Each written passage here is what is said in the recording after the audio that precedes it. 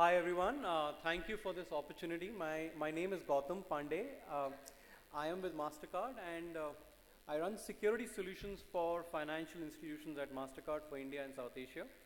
I think this is a very topical subject, and the perspective that I wanted to bring and essentially highlight is the fact that is a reality actually that we live in a connected world, right?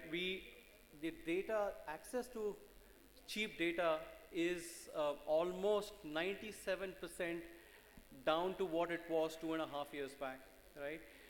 We actually get mobile data at almost less than 5 rupees per GB.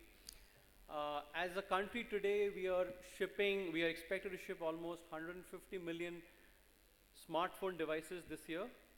That's almost 22% higher than what we did last year.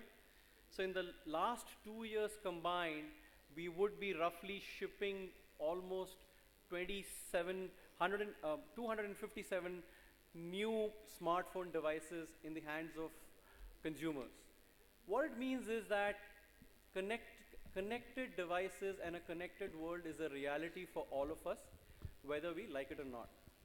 Now, in this connected world, more and more devices are getting enabled for commerce, and as we enable more devices for commerce, this becomes a honeypot for hackers and cyber criminals to attack either the consumer devices or look at the transaction security layer and intercept in between and perpetrate a fraudulent transaction against a bank.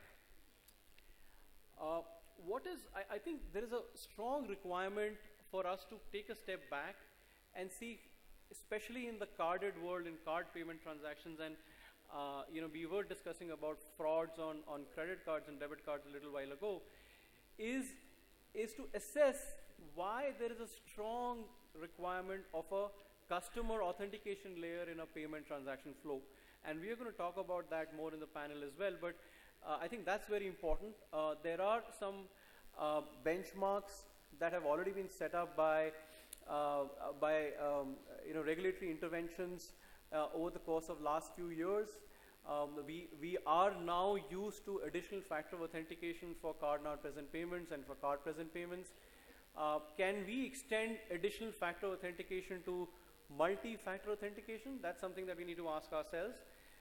Can we just rely on 2 factors of authentication, or is there a way for us to systemically ensure that at every stage of a transaction, I am adding a unique and a dynamic security layer which cannot be intercepted by a cyber criminal? The other aspect to note, and possibly a trend which is going to play out in the next 2 to 3 years, is that how can we make sure that the card number that today travels between the card issuer and the merchant can have no intrinsic value? Is there a way for me to convert that card number to what we call as token, and we use the token for communication between the card issuer and the merchant, so that even if the card number is compromised and cyber criminals are able to access my card number, they are not able to initiate a transaction because there are only 2 trusted parties in the transaction who will have the mapping of the card number to the token, right? The other theme that will, and there is a strong need for us to collectively as a group think about is there are technologies available which can essentially help us understand the way we interact with our digital devices.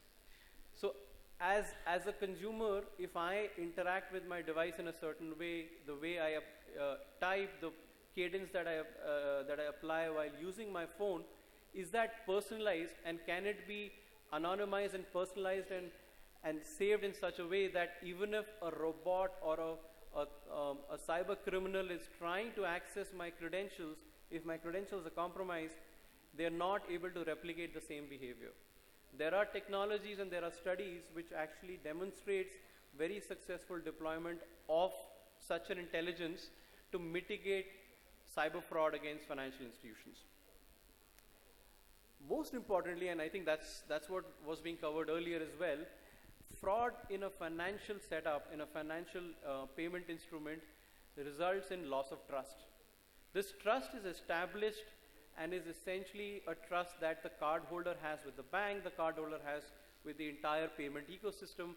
And what we have seen is that almost 40% of the time, if there is a fraudulent transaction attempted on a card, the customer then essentially doesn't choose the card as the preferred mode of payment.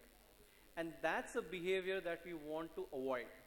So as we go along in building multiple payment layers, multiple payment options for our consumers and make their lives simpler, I think it is a collective responsibility to introduce a strong security layer and have security as an approach which is by design and not an extension of a product.